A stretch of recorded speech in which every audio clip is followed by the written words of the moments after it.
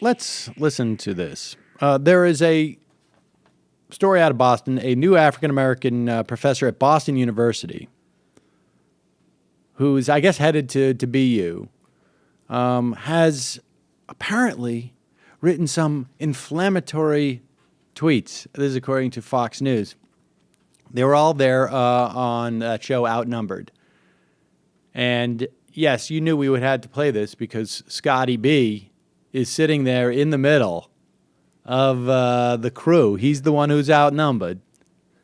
And Andrea Tantaros has something to say about the last acceptable form of discrimination in this country. And, well, Scotty B certainly knows that feeling. Let's go. A Boston University professor is under fire for slamming white men on Twitter. Saida Gandhi is an incoming assistant professor of sociology and African American studies. She made several anti-white comments on Twitter over the several months. The tweets were discovered by a UMass Amherst student who compiled them on his website. Back in March, Grundy wrote, "White masculinity isn't a problem for America's colleges. White masculinity is the problem for America's colleges." And in January, quote, "Every MLK week, I commit myself to not spending a dime in white-owned businesses. And every year, I find it nearly impossible." Pause it. The horror. The horror. I do appreciate the irony. The horror. How anti-white of her to say that she can't find non-white owned establishments to buy something 1 week out of the year. The horror. Continue. But the school is standing by Grundy and says she's just exercising her right to free speech. Andrea, I'm coming to you first on this. If this were in the reverse and she were an incoming white professor saying this about black men, she would be eviscerated. All right, pause it. Let's imagine the reverse. Every MLK day, I try and spend a week where I will not buy anything at a non-white owned store. And every week, every year, I am pleasantly surprised that I barely even have to change my schedule at all. Nailed it. Nailed it! Oh my God! The outrage! Continue. So this is the debate. This is, I think, an applicable debate to, is this free speech or is this hate speech? But Harris, the last acceptable form of discrimination in this country now is two groups. One, Christians, and two, white men. And that's why she can get away with this. Why? Pause it. Now, Andrea Tantaros may not know what the word discrimination means, but simply making the statement that this professor made is in no way discriminatory. I don't even know what discriminatory speech is. And in practice, it's not discriminatory. But she's Andrea Tantaros, and this is Outnumbered, and it's on Fox News. Where are the organizations in defense of white men? Where are the marches? Where are the editorials penned? I mean, she was sort of hinting around, too, that the problem on campuses is white male masculinity. Isn't that sort of the dog whistle around the rape culture where men are blamed? I mean, we saw that Sabrina Erdely, the Rolling Stone reporter, apologized to everyone for her misguided, factually incorrect reporting, except to the white fraternity boys that she slandered and defamed and misled and ruined their reputations. It is the last acceptable form of discrimination in this country is against white men, and that's why they're feminizing them even more to get rid of that masculinity. Well, she said I'm...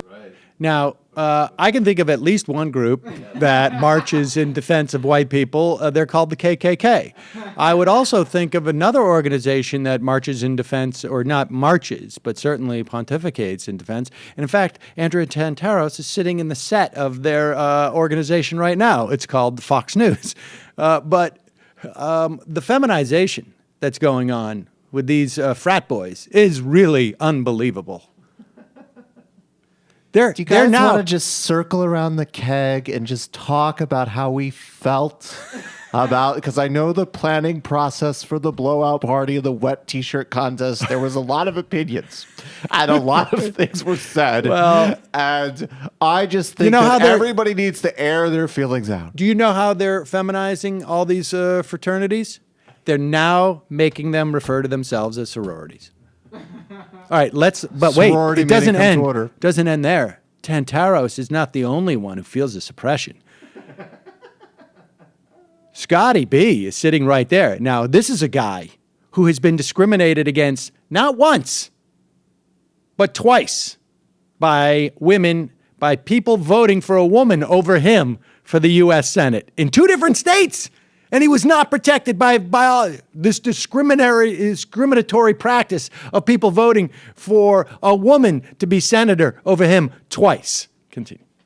Mouthful there, Yes. Andrea. And I knew that she fired up would. about I was so surprised she was so tame, actually. You didn't really let it go, and I'm glad I went She's to fresh back from vacation. Feel very She's strongly relaxed. about this I'm topic. glad I went to Boston College, first of all, and not Boston University. And secondly, Boston University is a diverse university. It has a wide range of ethnic groups. And to have a new professor coming in, alienating a class of people, I find outrageous. And if the shoe was on the other foot, Andrew, as you said, there would be such outrage. And that professor would be thrown out on his or her rear end in a second. So Jedediah, where is the outrage? So, look, it's diverse, and for her to say something critical about the white power structure, I mean, it's horrible. The idea that she would in any way criticize the dominant, powerful group. If she was, just imagine for a moment, if she was a member of that dominant, powerful group and crapping on those who have been subjected to, let's say, slavery and institutional racism for years and years, just imagine the reaction then. People would be like super upset. And another, as like a sidebar, I forced a lot of different kids from a lot of different backgrounds to do my work for me, take tests. There were Pakistani kids, Pakistanians, whatever you call them. I'm very happy I went to friggin- BC because BC's far less diverse, or it was when I went there, than BU. Yeah, And BU so is we very never had diverse. that problem where if you weren't white and Catholic, you would speak up. We used to call BU the jungle in Ho Chi Minh City to talk about how diverse it was. Actually, that was my friend Bobby. He was wicked intellectual and smart. So we So- came up with jokes like that. But the point was like it was just teeming with diversity. If you know what I'm saying? Yeah. And it's just weird because sometimes people will say, like, if you're part of the dominant group, you shouldn't take liberties because of the history of oppression of this country. And that's just sort of weird. Yeah. Scotty B accidentally making Yeah. sensible points. Bow chickawawa, you get down on it. What are you laughing at? Someone just tweeted, I got to get back into the voice. I'm like, okay, guys, remember the person holding the talking stick copy of Maxim should be the one sharing their feelings.